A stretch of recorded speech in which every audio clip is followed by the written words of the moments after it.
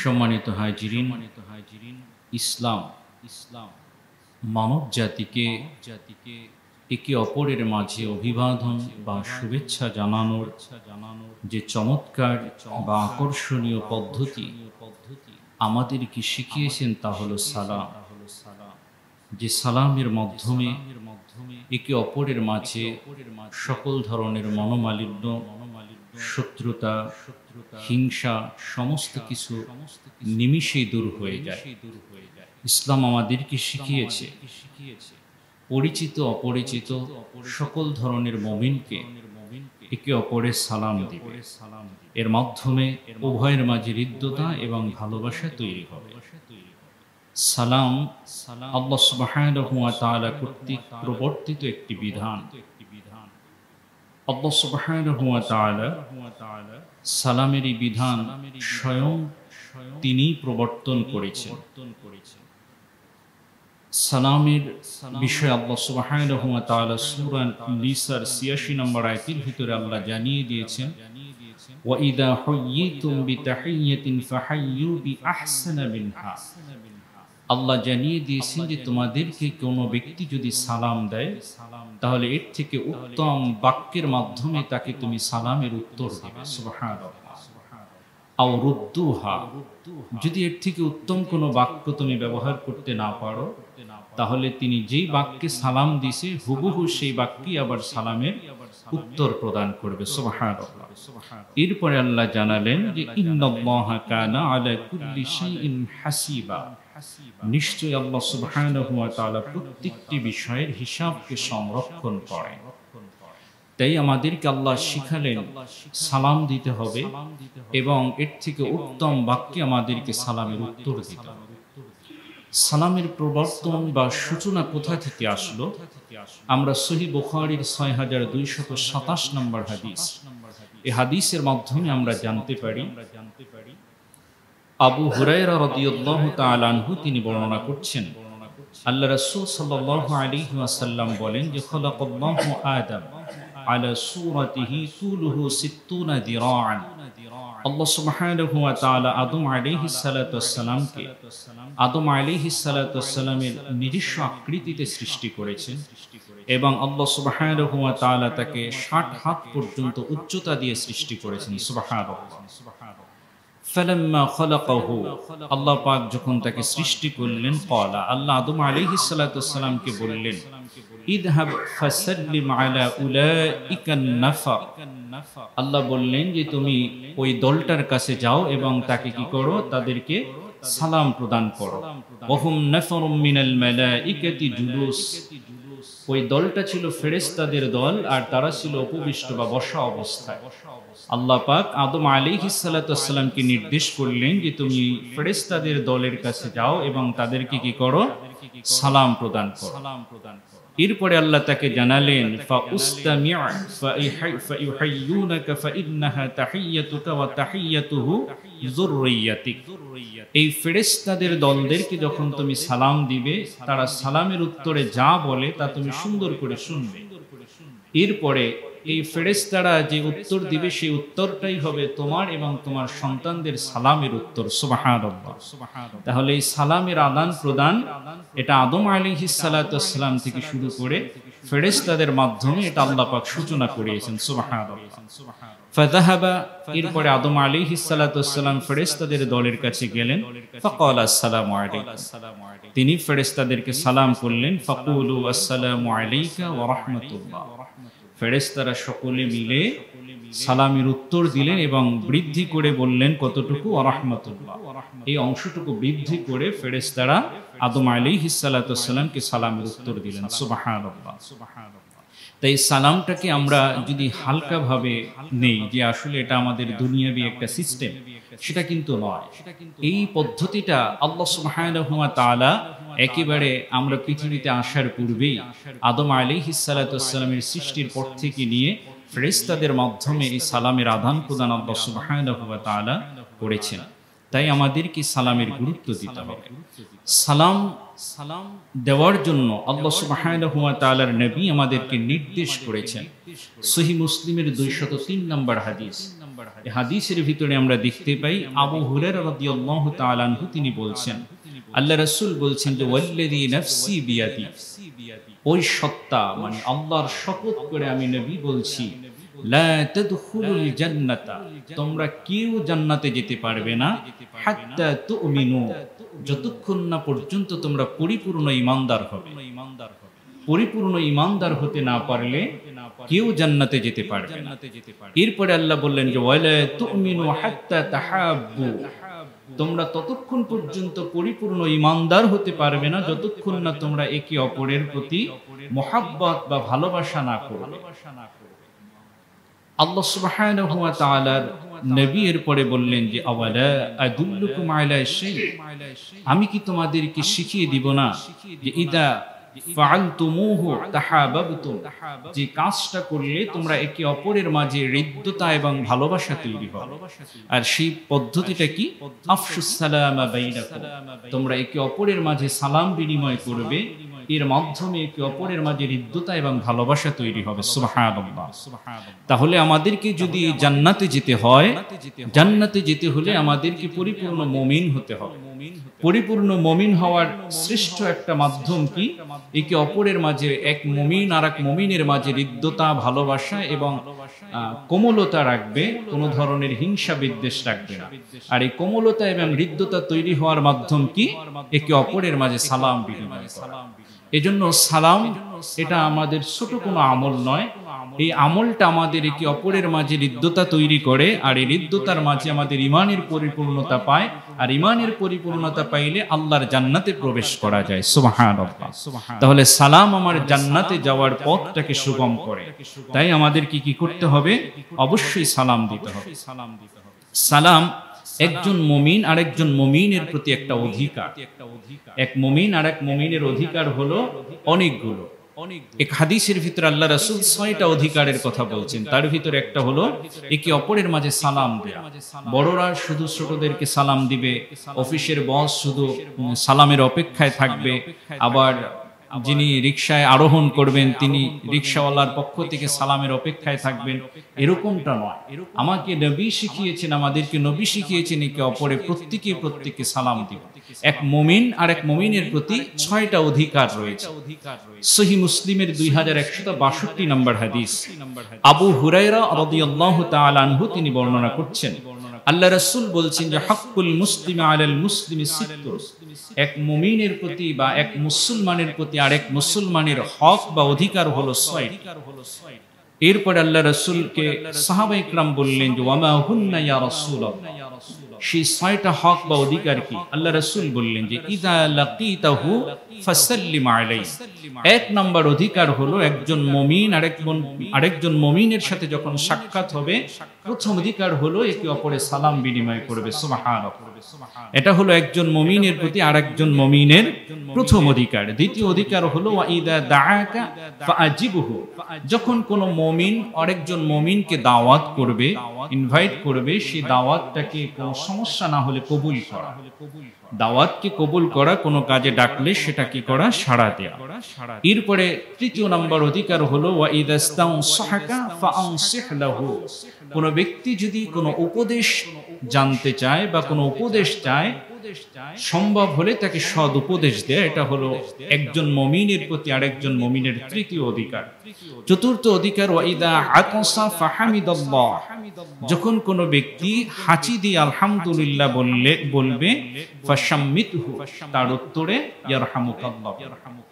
এরপরে অধিকার হলো ওয়া ইযা মারিদা ফাউদহু, যখন কোনো ব্যক্তি অসুস্থ হবে, আরেকজন মুমিন সেটা জানতে পারলে অসুস্থ ব্যক্তিকে দেখতে যাবে।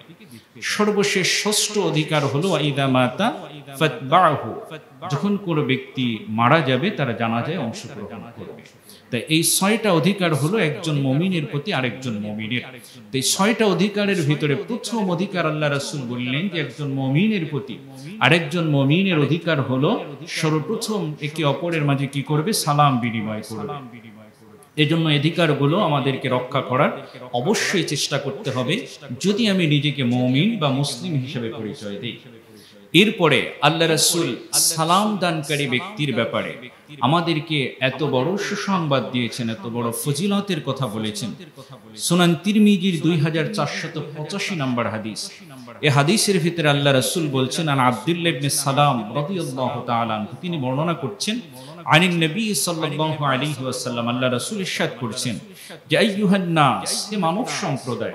আল্লাহ রাসূল সমস্ত মানুষকে সম্বোধন করে বলছেন যে মানব সম্প্রদায়, আফশুস সালাম, তোমরা একে অপরের মাঝে সালাম বিনিময় করো, ওয়াউতিমুত তাআম, এবং ক্ষুধার্তকে, অভাবগ্রস্তকে খাবার দাও, ওয়াসিলুল আরহাম, এবং আত্মীয়তার সম্পর্ককে, বন্ধনকে অটুট রাখো, ছিন্ন করো না, ওয়াসাল্লু বিল লাইলি ওয়ান নাসি নিয়াম, অর্থাৎ মানুষ যখন ঘুমিয়ে থাকে তখন নামাজ আদায় করো, মানে তাহাজ্জুদের নামাজ আদায় করো।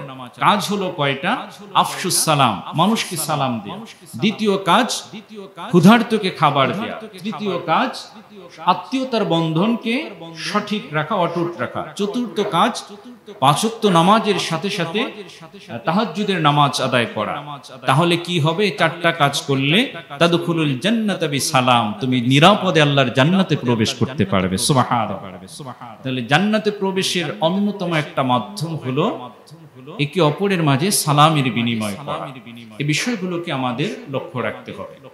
এরপরে সালাম আদান প্রদানের সুন্নাহসম্মত পদ্ধতি কি?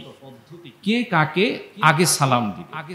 রাসূল সাল্লাল্লাহু আলাইহি ওয়াসাল্লাম এ ব্যাপারে আমাদেরকে বলছেন, ইউসাল্লিমুস সাগীরু আলাল কাবীর, ছোটরা আগে সালাম দিবে বড়দের। দ্বিতীয় নম্বরে ওয়াল মারউ আলাল কাওয়াইদ, অর্থাৎ যিনি পথে হেঁটে যায়, হেঁটে যাওয়া ব্যক্তি বসে থাকা ব্যক্তিকে আগে সালাম দিবে। আর ওয়াল কালিলু আলাল কাসীর, অল্প সংখ্যক ব্যক্তি অধিক সংখ্যক ব্যক্তিকে আগে সালাম দিবে। তাহলে সালামের সুন্নাত সম্মত পদ্ধতি কি? ছোটরা বড়দেরকে সালাম দিবে, হেঁটে চলা ব্যক্তি বসে থাকা ব্যক্তিকে সালাম দিবে, আর অল্প সংখ্যক ব্যক্তি অধিক সংখ্যক ব্যক্তিকে সালাম দিবে।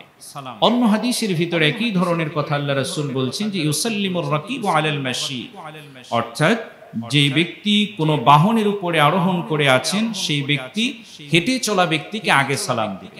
আমরা যদি কোনো রিকশায় বা যানবাহনে থাকি তাহলে আমার দায়িত্ব হলো যিনি হেঁটে আসতেছেন তাকে আগে সালাম দেওয়া। এটা হলো সুন্নাহ। ওয়াল মাশি আলাল কাঈদ, যিনি হেঁটে আসতেছেন তিনি বসে থাকা ব্যক্তিকে আগে সালাম দিবেন। আল কালিলু আলাল কাসীর, অল্প সংখ্যক ব্যক্তি অধিক সংখ্যক ব্যক্তিকে আগে সালাম দিবে। এই সুন্নাহগুলোকে ফলো করার চেষ্টা করা, এগুলো হলো কে কাকে আগে সালাম দিবে সেই পদ্ধতি রাসূল আমাদেরকে শিখিয়েছেন। এর বাহিরেও আল্লাহ রাসূল সুন্নাহসম্মত পদ্ধতি আমাদেরকে শিখিয়েছেন। যেই সুন্নাতটা আমরা অধিকাংশ যারা বয়সে অধিক বড় তারা আমরা এই সুন্নাতটাকে পালন করি না। আমরা রাসূলের হাদিস থেকে দেখতে পাই যে রাসূল সাল্লাল্লাহু আলাইহি ওয়াসাল্লাম ছোট বড় নাবালেগ শিশু যারা তাদেরকেও আগে সালাম দিয়েছেন, তাদেরকে সালাম প্রদানে উদ্বুদ্ধ করার জন্য। সুবহানাল্লাহ। কিন্তু আমরা বড়রা সবসময় ছোটদের কাছ থেকে সালাম পেতে চাই। যদি পথিমধ্যে কোনো মাদ্রাসার ছাত্র পেয়ে যায় কোনো মুরব্বী আর যদি সালাম না দেয়, একেবারে শক্ত করে ধরে তার বাপ দাদার পরিচয় পর্যন্ত খোঁজ খবর নাই যে সালাম কেন দিলা না। অথচ আমি যদি তাকে আগে সালাম দিতাম সে কিন্তু সালাম দেয়াটা শিখে যেত। একদিন, দুই দিন, 5 দিন করলে সে পরবর্তী দিন নিশ্চয়ই আমাকে সালাম দিত।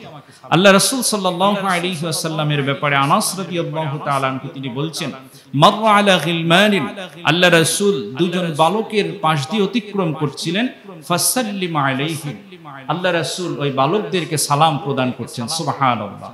রাসূল সাল্লাল্লাহু আলাইহি ওয়াসাল্লাম আমাদেরকে শিখিয়েছেন যে শুধু বড় নয় ছোটদেরকেও কি করতে হবে? সালাম দিতে হবে। এর মাধ্যমে কি হবে? যে তারা সালাম দেয়াটা শিখবে। এই বিষয়গুলোর প্রতি আমাদের লক্ষ্য রাখার চেষ্টা করা।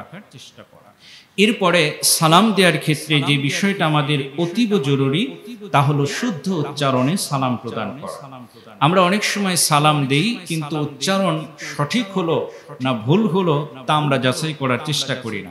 আবার অনেক সময় আমরা তো একটু অতি আধুনিক চিন্তা করে যে খুব শুদ্ধ করে সালাম দিলে আমাকে একটু দরবেশ মনে হবে বা দিনদার মনে হবে, কিন্তু যদি একটু আসসালামু আলাইকুম এভাবে একটু বিকৃত করে সালাম দেই তাহলে একটু আধুনিক মনে হবে। আমরা অনেক সময় এগুলো ইচ্ছাকৃতভাবেও করি, কিন্তু রাসূল সাল্লাল্লাহু আলাইহি ওয়াসাল্লাম আমাদেরকে শিখিয়েছেন যে সালাম দেওয়ার ক্ষেত্রে কি করতে হবে। আল্লাহ রাসূল সাল্লাল্লাহু আলাইহি ওয়াসাল্লাম আমাদেরকে বলছেন যে তোমরা শুদ্ধ উচ্চারণে সালাম দিবে এবং বিকৃত উচ্চারণে কি করবে না, সালাম দিবে না। সালাম দেওয়ার ক্ষেত্রে অবশ্যই শুদ্ধ উচ্চারণ করবে এবং বিকৃত উচ্চারণ করবে না। আমরা অনেক সময় আসসালামু আলাইকুম এই যে শুদ্ধ উচ্চারণটা এটা শেখারও চেষ্টা করি না, অথচ একবার সালাম দিলে আমরা কয়টা নেকি পাই? 10টা নেকি। শুধুমাত্র আসসালামু আলাইকুম বললে 10 নেকি। আর কোন ব্যক্তি যদি বলে আসসালামু আলাইকুম ওয়া রাহমাতুল্লাহ, তাহলে তার আমলনামায় আল্লাহ 20 নেকি দিবেন। আর কোন ব্যক্তি যদি পরিপূর্ণ সালাম দেয় আসসালামু আলাইকুম ওয়া রাহমাতুল্লাহি ওয়া বারাকাতুহু, তাহলে আল্লাহ পাক তার আমলনামায় 30টা নেকি লিখে দিবেন। সুবহানাল্লাহ। তাহলে সালাম দেয়াটা হলো সুন্নাত। সালাম দিলে 90 নেকি, এটা আমরা শুনেছি, কিন্তু আমি ব্যক্তিগতভাবে কোনো হাদিসে পাইনি। এই জন্য সালাম দিলে 10 নেকি, আবার ওয়া রাহমাতুল্লাহ পর্যন্ত বললে 20 নেকি, ওয়া রাহমাতুল্লাহি ওয়া বারাকাতুহু এই পর্যন্ত বললে 30 নেকি আল্লাহ পাক তাকে দান করবেন। সালাম দেওয়ার পরে আমরা অনেক সময় যে ভুলটা করি, দেখা গেল যে আমার হৃদয়ের আগ্রহ আছে যে আমার সামনে যিনি আসছেন তিনি, তাকে আমি আগে সালাম দিই, কিন্তু পারলাম না। না পারার কারণে দেখা গেল যে আমি সালাম দিলাম, তার উত্তরে সে আবার আমাকে সালাম রিটার্ন করছে, আবার পুনরায় সে আমাকে সালাম করছে। এটা সুন্নাহ নয়। আল্লাহ রাসূলের সুন্নাহ এবং দায়িত্ব হলো যে যাকে সালাম দেয়া হবে সে কি করবে? উত্তর দিবে। এটা উত্তর দেয়াটা তার জন্য জরুরি দায়িত্ব, যে সালাম দিলে তাকে সালামের উত্তর করবে। এখন সালামে দিলে এর বিপরীতে আবার তাকে সালাম দেয়া, এটা কোনো পদ্ধতি নয়। আমি দিতে চাইছি, পারিনি, সে আগে দিয়ে ফেলছে, এখন আমার দায়িত্ব হলো সালামের উত্তর করা। এই বিষয়গুলোর প্রতি লক্ষ্য রাখা। এরপরে সালামের উত্তর দিতে গিয়েও আমরা বিকৃত উচ্চারণ করি, ওয়ালাইকুম আসসালাম, ওয়ালাইকুম সালাম, কিন্তু এক্ষেত্রে সালামের উত্তর দেওয়ার ক্ষেত্রে শুদ্ধ উচ্চারণটা হলো ওয়ালাইকুমুস সালাম। মিমের উপরে পেশ দিয়ে আমাদেরকে সালামের উত্তর দিতে হবে, ওয়ালাইকুমুস সালাম। এই বিষয়গুলোকে আমাদেরকে লক্ষ্য রাখতে হবে। এবং সালাম যদি কোনো ব্যক্তি দেয় আসসালামু আলাইকুম, এর উত্তরে আল্লাহর কোরআন আমাকে শিখিয়েছেন যে এর থেকে উত্তম বাক্যে তুমি তাকে সালামের উত্তর করবে। আমরা আদম আলাইহিস সালাতু ওয়াস সালামের সালামের উত্তরে ফেরেশতাদেরকে অতিরিক্ত হিসেবে ওয়া রাহমাতুল্লাহ বলতে শুনেছি। তাই আমাকে যখন কোনো ব্যক্তি সালাম প্রদান করবে, আমি সুন্নত হিসেবে এবং রাসূল সাল্লাল্লাহু আলাইহি ওয়াসাল্লামের হাদিস থেকে নিয়ে আল্লাহ সুবহানাহু ওয়া তাআলার কোরআনের নির্দেশনা থেকে আমরা যেটা জানতে পেরেছি যে এর থেকে উত্তম বাক্যে তাকে আমরা সালামের উত্তর দিব। কেউ যদি আসসালামু আলাইকুম বলে, আমরা এর উত্তরে ওয়া আলাইকুমুস সালাম ওয়া রাহমাতুল্লাহি ওয়া বারাকাতুহু এগুলো বলার চেষ্টা করব ইনশাআল্লাহ। এরপরে সালাম দেওয়ার ক্ষেত্রে আমাদেরকে অবশ্যই লক্ষ্য রাখতে হবে যে কথা বলার আগে সালাম দেয়া, আগে কিছু কথা তারপরে সালাম, এটা আমাদের শরিয়া শিখায় না। সহিহ আল জামির 7190 নম্বর হাদিস, এই হাদিসের ভিতরে আল্লাহ রাসূল সাল্লাল্লাহু আলাইহি ওয়াসাল্লাম কথা বলার আগে সালাম দেয়াটা শিখিয়েছেন। আল্লাহর নবী আমাদেরকে বলছেন যে ইন্না আউলান নাসি বিল্লাহি মান বাদাআহুম বিসসালাম, নিশ্চয়ই আল্লাহর নিকটে উত্তম হলো সেই ব্যক্তি যে প্রথমে সালাম প্রদান করে। সুবহানাল্লাহ। আমরা প্রত্যেকেই আল্লাহর কাছে উত্তম হতে চাই, কিন্তু আল্লাহ রাসূল আমাদেরকে রবের কাছে উত্তম হওয়ার সহজ একটা পদ্ধতি বললেন যে আল্লাহর কাছে উত্তম কোন ব্যক্তি? যে সবার আগে সালাম দেয়। আমি আল্লাহর সন্তুষ্টি পেতে পারি, তার কাছে উত্তম মানুষ হতে পারি, তার শ্রেষ্ঠ বান্দা হতে পারি সবার আগে সালাম প্রদান করার মাধ্যমে। এজন্য আমরা কি করব? সবার আগে সালাম দেওয়ার চেষ্টা করব। এবং কোনো কথা বলার আগে আল্লাহ সুবহানাহু ওয়া তাআলার নবী সালামের কথা বলেছেন। আল্লাহর নবী বলছেন যে লা তা'যানু লিমান লাম ইয়াবদা বিসসালাম, তোমরা ওই ব্যক্তিকে কথা বলার অনুমতি দিবে না যে কথা বলার আগে সালাম প্রদান না করে। সুবহানাল্লাহ। তাহলে কথা বলার আগে সালাম দেয়া এটা হলো সুন্নাত। এজন্য সালাম প্রদান করবে, এরপরে কথা বলা শুরু করবে। এরপরে আমরা আরেকটি বিষয় জানতে পারি যে সালামের পুনরাবৃত্তি, একই ব্যক্তিকে একাধিকবার সালাম দেয়া যদি সে শুনতে না পায়, 3 বার পর্যন্ত সালাম দেয়াটা মুস্তাহাব। বুখারীর 95 নম্বর হাদিসের ভিতরে এসেছে, আনাস রাদিয়াল্লাহু তাআলা আনহু বলছেন যে কানা তাকাল্লামা বিকালিমাতিন আ'আদাহা সালাসান, রাসূল সাল্লাল্লাহু আলাইহি ওয়াসাল্লাম যখন কথা বলতেন তখন সেই কথাটাকে বোঝানোর জন্য তিনবার তিনি পুনরাবৃত্তি করতেন সুবহানাল্লাহ, হাত্তা তুফহাম আনহু, অর্থাৎ সেটাকে বোঝানোর জন্য। ওয়া ইযা আতা আলা কওমিন ফাসাল্লাম আলাইহিম সাল্লামা আলাইহিম সালাসান, তিনি যখন কোনো গোত্রের কাছে বা কওমের কাছে, গোষ্ঠীর কাছে যেতেন, তিনি তাদেরকে তিনবার পর্যন্ত সালাম দিয়েছেন সুবহানাল্লাহ। এজন্য কোনো ব্যক্তির দৃষ্টি আকর্ষণের জন্য, সে যদি শুনতে না পায় বা গুরুত্ব বোঝানোর জন্য একাধিকবার সালাম দেয়া। সালাম দেওয়ার ক্ষেত্রে আরেকটি সুন্নাহ হলো সশব্দে সালাম দেয়া। শুধুমাত্র ইশারা করে সালাম হয় না, দূর থেকে শুধু হাত দিয়ে ইশারা করলাম, বোঝালাম যে সালাম দিলাম, এটা হবে না। সশব্দে সালাম দিতে হবে এবং সেটা মুখে উচ্চারণ করতে হবে, আসসালামু আলাইকুম। যদি সেই ব্যক্তি দূরে হয়, আমি মুখে উচ্চারণ করার সাথে সাথে তাকে হাত দিয়ে ইশারা করতে পারি যে আপনাকে আমি সালাম দিয়েছি, কিন্তু শুধুমাত্র হাত দিয়ে বা কোনো ইশারার মাধ্যমে সালাম হয় না। সালাম হতে হলে মুখে উচ্চারণ করতে হবে, তাই উচ্চারণ ছাড়া কখনো সালাম হবে না। এজন্য এই বিষয়গুলোর প্রতি আমাদের লক্ষ্য রাখার চেষ্টা করতে হবে এবং সালাম দিলে সুন্দরভাবে এর উত্তর প্রদানের চেষ্টা করতে হবে। আল্লাহ রাসূল সাল্লাল্লাহু আলাইহি ওয়াসাল্লাম এবং পবিত্র কোরআন আমাদেরকে শিখিয়েছে যে নিজ বাড়িতে বা অন্যের বাসায় যদি আমরা প্রবেশ করতে যাই, অবশ্যই সালাম দিয়ে অনুমতি নিয়ে প্রবেশ করতে হবে। আল্লাহ সুবহানাহু ওয়া তাআলা সূরা নূরের ভিতরে আমাদেরকে শিখিয়েছেন এবং আল্লাহ পাক নির্দেশ করেছেন, ইয়া আইয়ুহাল্লাযীনা আমানু, হে ঈমানদারেরা, লা তাদখুলু বুয়ুতান গায়রা বুয়ুতিকুম হাত্তা তাস্তানিসু ওয়া তুসাল্লিমু আলা আহলিহা। আল্লাহ বলছেন যে হে ঈমানদারগণ, তোমরা যখন নিজেদের গৃহ ব্যতীত অন্যের গৃহে প্রবেশ করবে, তখন তোমরা সালাম দিয়ে প্রবেশ করবে।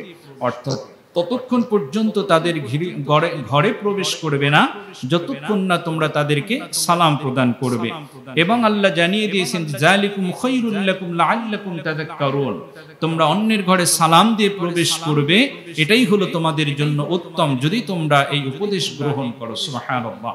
আল্লাহ সুবহানাহু ওয়া তাআলা সূরা নূরের ২৭ নম্বর আয়াতের ভিতরে আমাদেরকে এই পদ্ধতি শিখিয়েছেন যে আমরা অন্যের ঘরে প্রবেশ করলে অবশ্যই তাকে কি করতে হবে? সালাম দিয়ে তার ঘরে প্রবেশের চেষ্টা করতে হবে। আমরা অনেক সময় অন্যের কাছে গেলে বা অন্যের গৃহে প্রবেশ করতে গেলে সালাম দেই, কিন্তু নিজের গৃহে বা নিজের ঘরে প্রবেশ করতে গেলেও সালাম দিতে হয়, বা এটা যে আল্লাহর কোরআনের নির্দেশ, এটা আমরা অনেকেই অনুধাবন করি না। সূরা নূরের ৬১ নম্বর আয়াতে আল্লাহ নির্দেশ করেছেন যে তোমরা যখন গৃহে প্রবেশ করবে, তখন তোমরা তোমাদের স্বজনদের, আত্মীয়দের ঘরের যারা প্রবেশ অবস্থান করছে তাদেরকে সালাম বলবে। সুবহানাল্লাহ। এজন্য নিজ ঘরে অবস্থানকারী যারা, তাদেরকে সালাম দিতে হবে। আমরা অনেক সময় নিজ ঘরের স্ত্রীদেরকে সালাম দিই, আর সালাম না দিয়ে হুজুরদের কাছে অভিযোগ করি, হুজুর ঘরে শান্তি নাই। শান্তি আসবে কেমনে? সালাম দিলে না ঘরে শান্তি আসে। সালাম অর্থই তো শান্তি। আমরা অনেক সময় স্ত্রীদেরকে সালাম দিই না, সন্তানদেরকে সালাম দিই না, সব সময় অপেক্ষায় থাকি যে স্ত্রী আমাকে সালাম দিবে, এরপরে আমি উত্তর করব। এটা কিন্তু রাসূল বা কোরআন আমাদেরকে শিখায়নি।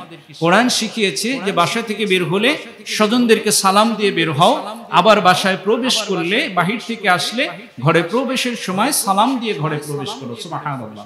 এজন্য এই বিষয়গুলোকে আমাদের অবশ্যই লক্ষ্য রাখতে হবে এবং আত্মীয় স্বজন ছোট বড় সকলকে সালাম দিতে হবে এবং মা বাবাদেরকে সালাম প্রদান করতে হবে।